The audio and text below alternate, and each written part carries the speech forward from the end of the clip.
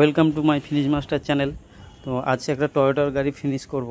গাড়িতে একটু প্রবলেম এসেছিলো, তো ওই জন্য এসেছি ডেমো দেওয়ার জন্য। আর আমার চ্যানেলটা সাবস্ক্রাইব করবেন।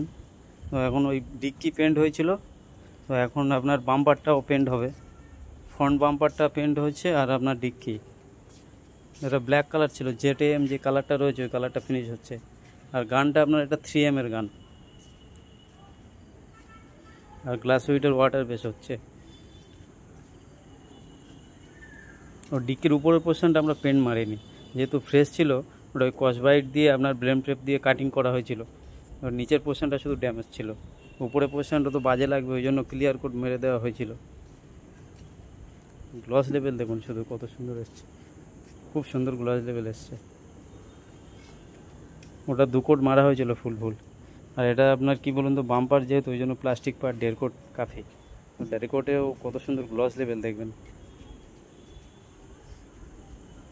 ব্ল্যাক কালার অ্যাকচুয়াল আপনার গ্লসটা ভালো বোঝা যায়। ব্ল্যাক হলো, রেড হলো, যত ডার্ক কালারগুলোতে ওগুলোতে ভালো আপনার গ্লসটা ভালো বোঝা যায়। এটা একটা ছোট পার্ট ছিল, কত গ্লস এসছে দেখুন শুধু, পুরো একদম কাঁচের মতো। Thanks for watching.